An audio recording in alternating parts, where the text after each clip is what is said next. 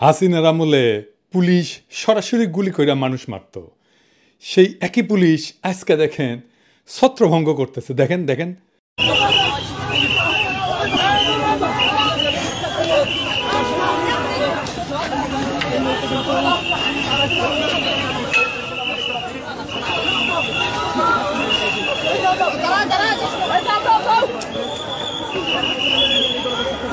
দেখেছেন কারো শরীর স্পর্শ করতেছে না, খালি সাউন্ড করতেছে। জিন্দেগিতে চিন্তা করেছিলেন হাসিনার জাউরা ঠোলা এইভাবে পুলিশ হয়ে উঠবে?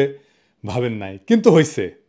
পুলিশের দুইজন নেতৃত্বে, খোদাবক্স ভাই আর বাহার ভাই, দুজনেই বাংলাদেশের জনগণের তরফ থেকে আমার সালাম আর কৃতজ্ঞতা গ্রহণ করেন। আপনারা এক অসাধ্য সাধন করছেন। যেই পুলিশ সদস্যকে দেখা যাইতেছে এই ভিডিওতে, ওনারা আইডেন্টিফাই করেন, প্রমোশন দেন, পুরস্কৃত করেন, জাতির সামনে পরিচয় করায় দেন। এই পুলিশ সদস্যকে জিটি পাবেন, বুকে জড়ায় ধরবেন, না খিলা ছাড়বেন না, এক কাপ চা হইলে খিলাবেন। এবার আসেন আজকের আলোচনায়।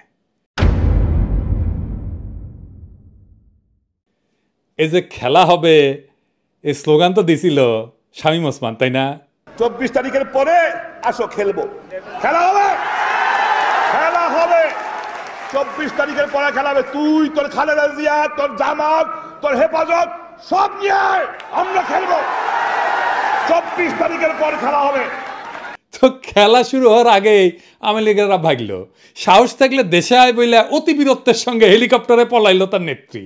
তাদের তীর্থভূমি ধানমন্ডি 32 নম্বর জয় বাংলা করে দেওয়ায় ওরা এতিম। এখন ওখানে নতুন বাপ দরকার। দেখেন আমেরিকাত তারা মোদির নামে স্লোগান দেয়, welcome welcome Modiji, Modiji, we are for Modiji, we are for Modiji, we support Modiji, Modiji, we support মোদিজি, মোদিজি। হ্যাঁ দেখেছেন, শুধু স্লোগান হইলে বুঝতাম যে মুখ ফুসকা ফট করে কয়ে দিছে, তা না, তারা ব্যানারও লিখে আনিছে। তার মানে এটা চিন্তা করে স্লোগান দেওয়া। দেখেছেন, দুনিয়ার কোন রাজনৈতিক দল আছে আর এক দেশের রাজনৈতিক নেতার নামে স্লোগান দেয়? নাই। আওয়ামী লীগ কি বাংলাদেশের দল না? তবে তারা কেন মোদির নামে স্লোগান দেয়? আওয়ামী লীগ কি তাইলে বাংলাদেশের দল তো না, ওরা মোদির নামে স্লোগান দেয়, ওটা ইন্ডিয়ার দল। তো মোদির নামে কেন স্লোগান দেয় সেটা বুঝতে হইলে আপনার ওই হার্পিক মজুমদারের একটা ক্লিপ দেখা লাগবে ইন্ডিয়ান টিভি। অবশ্য উপরি হিসাবে আপনি দেখবেন বাংলাদেশ নামের এই ভূখণ্ডের উপরে, এই রাষ্ট্রের উপরে তাদের এই আওয়ামী লীগারদের কি বিপুল ঘৃণা। আগে শুনেন।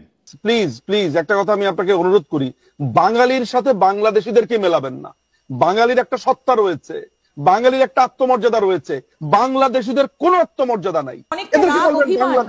দাদা বুঝতে পারছি আপনার আপনি বাংলাদেশি বলবেন, আপনি বাঙালি বলবেন না। এদের কোনো জাত নাই, এদের কোনো জাত পরিচয় নাই। এরা নিজের পিতার ঘর ভেঙে ফেলে, এদের কিসের জাত পরিচয়? কিসের জাত পরিচয় এদের? যে তার পিতার ঘর ভেঙে ফেলে, যে তার ঐতিহাসিক স্থান ভেঙে ফেলে, তাদের জাত পরিচয় কি? এরা যেই পাতে খায় সেই পাতে হাগে। আপনি তাদেরকে মুক্তিযুদ্ধের সময় কলকাতা তাদেরকে কি করেছে, ইন্ডিয়া তাদেরকে কি করেছে সব ভুলে গেছে এই বেঈমানের জাত। আমি ঘৃণা বোধ করি যে আমি এই দেশে জন্মেছি, আমি ঘৃণা বোধ করি। আমার কাছে মনে হয় এই দেশকে মানে এইখানে একটা যুদ্ধ শুরু হয়ে গেছে। এই যুদ্ধে এখন আমাদেরকে স্বাধীন করবার পালা। অস্ত্র হাতে নামতে হবে, এখানে গেরিলা যুদ্ধ করতে হবে, এখানে আমাদেরকে ট্রেনিং নিতে হবে। দেখেছেন, যুদ্ধ করবি, গেরিলা যুদ্ধ করবি। আবার তীর্থভূমি বাঁচাইতে আসলে উনি বুঝলাম ইনি সাহস আছে কি আছে আর জীবনে, মরে গেলে হাড্ডি ছিঁড়ে গেলে তা না আসলে হইনি না, তা আসলেও না কে? কারণ ওই হ্যাডমটা নাই, কখনো ছিল না। 1971-ও হ্যাডম ছিল না। ইন্ডিয়ারে বাপ ডেকে নিয়ে এসেছিল, এখনো ইন্ডিয়ারে বাপই ডাকা লাগে।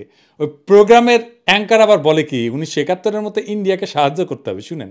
কিন্তু এবার কি তাহলে আবার ভারতের কাছে সাহায্য চাওয়ার দিন এগিয়ে এসেছে? কারণ এই মুহূর্তে দাঁড়িয়ে স্বাধীন দেশ যদি কোনোভাবে সাহায্য না চায়, তাহলে একটা দেশ আরেকটা দেশের রাজনীতিতে গিয়ে সরাসরি নাক গলাতে পারে না। বাপরে, আমেরিকা থেকে 5 লাথি দিয়ে ডান্ডা বেরিয়ে পরে পেটে দিছে, আর ওই বাংলাদেশে আওয়ামী লীগরা আবার ক্ষমতা বসে দিবি। ওরে বাবা, গোয়াত নাই চাম, রাধাকৃষ্ণের নাম। তার মানে আওয়ামী লীগ আর এইসব থার্ড ক্লাস ইন্ডিয়ান চ্যানেল চায় বাংলাদেশের সামরিক হস্তক্ষেপ করে ইন্ডিয়া আবার হাসিনার হারানো রাজ্য উদ্ধার করে দিক। এই জন্যই আমেরিকাত মোদির নামে স্লোগান দিছে। আবার দেখান এডিটর সাহেব। Welcome welcome Modiji, Modiji, we are for Modi ji. We are for Modi ji. We are for Sheikh Hasina. We are for Sheikh Hasina. We support. Modi ji. Modi ji. We support. Modi ji. Modi ji. We support. Modi ji. আবার দেখেন সে কয় আমাদের নাকি লজ্জা নাই, Harpic Majumdar কয় আমাদের কোনো লজ্জা বোধ নেই, কিচ্ছু নেই। আমরা আমাদের মহামনীষীদেরকে ঠিক এভাবে ট্রিট করি। মাত্র 6 মাস আগে পাখির মতো গুলি করে বাচ্চা বাচ্চা ছেলে মেয়েগুলোকে মাইরা ফেলাইলো, হেলিকপ্টার থেকে গুলি করলো, ব্লক রেড দিয়ে তুলে নিয়ে গেল, জাতিসংঘের রিপোর্ট আসলো। এর চাইতে বড় আন্তর্জাতিক প্রমাণ আর কি হইতে পারে? তাও ওদের লজ্জা নাই, বিন্দু মাত্র অনুশোচনা নাই। আবার উল্টে আমাদেরকে বলে লজ্জা নাই। কেমন জাউরা দেখেন। এইসব জাউরাদের জন্য গণতান্ত্রিক অধিকার চায় আবার অনেকে। ফ্যাসিস্টদের গণতান্ত্রিক অধিকার বা প্রোটেকশন দেওয়া হচ্ছে স্যার একটা সুশীল জাউরামো। একটা কথা আমাদের পরিষ্কার করে বোঝা উচিত, বাংলাদেশ রাষ্ট্রের ফ্যাসিজম বিচার করার আইন নাই। গণতন্ত্র সুশীলতা দিয়া আপনি ফ্যাসিজম ডিল করতে গেলে আপনি পরাজিত হবেন, লিখে রাখেন। আপনি মরিছেন ফ্যাসিস্টের সাথে সুশীলতা করতে গেলে মরিছেন। আমলি কি সেটা আপনারা দেখা, এটা ছোট ক্লিপ দেয়া।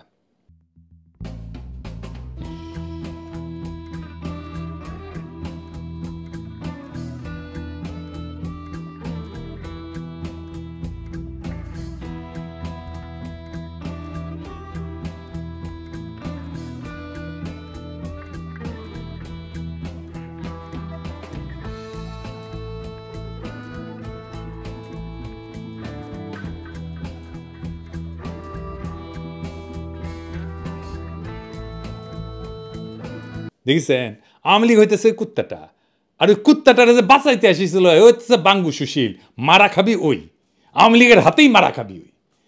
একজন ফ্যাসিস্ট নেতা কি গণতন্ত্রে বিশ্বাস করে, বাক স্বাধীনতায় আস্থা রাখে না? রাখে না। আপনি গণতন্ত্রের প্যারাডাইমে ফ্যাসিজমকে আনতেই পারবেন না, ওটা ফ্যাসিজমের জায়গা না। দ্বিতীয় বিশ্বযুদ্ধের পর জার্মান নির্বাচন কখন হয়েছিল?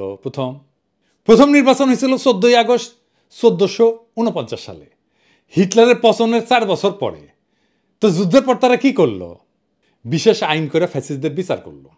রিপাবলিকের সাধারণ গণতান্ত্রিক আইনে ফ্যাসিস্টদের বিচার সম্ভব ছিল না। নতুন সংবিধান করছিল নাৎসি শাসনের পতনের পর গণতন্ত্র প্রতিষ্ঠার জন্য। এটা তৈরি করতে 48 থেকে 49 সাল পর্যন্ত আলোচনা চলে এবং 23 মে 1949 সালে এটা কার্যকর হয়। তারপরে হয় ইলেকশন। এই সংবিধান অনুযায়ী 1949 সালে 14 আগস্ট প্রথম নির্বাচন অনুষ্ঠিত হয়। তো এই সুশীলদের কেন মনে হচ্ছে একজন ফ্যাসিস্টের জন্য গণতন্ত্রের প্রোটেকশন দরকার? সে কি গণতন্ত্র বিশ্বাস করে? সে কি জয় বাংলা বলা বন্ধ করবে? সে কি জঙ্গি, পাকিস্তানের বীর্য, মব, তৌহিদ, জনতা এই সমস্ত বইলা আমাদের মুখে থুতু দেওয়া বন্ধ করবে? ফ্যাসিস্টদের গণতান্ত্রিক অধিকার বা আইনের প্রোটেকশন দেওয়া আপনার হচ্ছে সুশীল জাউরামো। মনে রাখবেন, ফ্যাসিস্ট বাক কেন কোনো স্বাধীনতাতেই বিশ্বাস করে না। সে আপনার গণতান্ত্রিক উদারতার সুযোগ নিয়ে তার অগণতান্ত্রিক মতবাদ প্রতিষ্ঠিত করবে। এটাই ফ্যাসিস্ট। ফ্যাসিস্টের কোনো বাক স্বাধীনতা নাই, কোনো গণতান্ত্রিক আইনি অধিকার নাই। ফ্যাসিস্টকে সাধারণ নাগরিক বা মানুষ হিসাবে ডিল করতে গেলে আপনি বিপদে পড়বেন। আমাদের পরিষ্কার হইতে হবে যে উগ্র হিন্দুত্ববাদ আর বাঙালি জাতীয়তাবাদ একই জিনিস। উগ্র হিন্দুত্ববাদ আর বাঙালি জাতীয়তাবাদ দুইটাই ফ্যাসিজম। এই প্রেক্ষিত সামনে রেখা বইমেলার ঘটনাটা দেখে আসেন। এই যে সব্যসাচীর টল দিল, সব্যসাচীর স্টল দেওয়া তো দূরস্থান, মুক্তভাবে ঘোরাফেরা করে কিভাবে ওই আমার বুঝে আসে না। তারপর কয়েকজন ছেলে সঙ্গত কারণে ভদ্র ভাষায় জবাবদিহি দাবি যখন করলো, সেই বাচ্চাদের চর মানলো, জয় বাংলা স্লোগান দিল, সামনে এই সাহস করতে আসছে। কারণ সে জানে বাংলাদেশের বাঙ্গু সুশীল জাউরাদের বাম্পার ফলন হয়েছে। সে জানে ইন্ডিয়ান মিডিয়ার প্রোটেকশন পাবে। সে জানে ইন্ডিয়ার দালাল বাঙ্গু সুশীলেরা আত্মগ্লানিতেই মরে যাবে এই ঘটনায়। গণতন্ত্র আর বাক স্বাধীনতার কথা বললে তাদের বিচি কান্দে উঠে যায়। আবার বলতেছি, গণতান্ত্রিক আইনে ফ্যাসিজম ডিল করা যায় না। তাহলে তো ফ্যাসিজম সরাইতে বিপ্লব লাগতো না। চুমা দিয়ে হারমোনিয়াম বাজায় সরাই দিতে পারতেন, ইলেকশন করে সরাই দিতে পারতেন, এত রক্ত তো দেওয়া লাগতো না। ফ্যাসিস্ট একটাই ভাষা বোঝে, তাই হইতেছে মাইরের ভাষা। ওদের সাথে এই ভাষায় কথা বলতে হবে। সেই ভাষায় কথা বলছি আমরা 32 নম্বরে, দরকার হলে আবারও বলবো। এই যে কথা কামাল আমাকে নিয়ে কইছে আমি কেন দেশে আসি না। হ্যাঁ শুনান, আমি কথা পাচ্ছি, যদিও আমি মানে পিনাকি অথবা মানে অন্য যারা আছে বিদেশি ওদের নিয়ে কথা বলতে খুব একটা স্বাচ্ছন্দ্য বোধ করি না। কারণ আমার কাছে মনে হয় যে ওনারা যদি প্রকৃতই দেশপ্রেমিক হতেন তাহলে তারা দেশে এসে কথা বলতেন। দূরের থেকে অনেক কিছু বলা যাক, দেশে আসছেন না কেন ওনারা?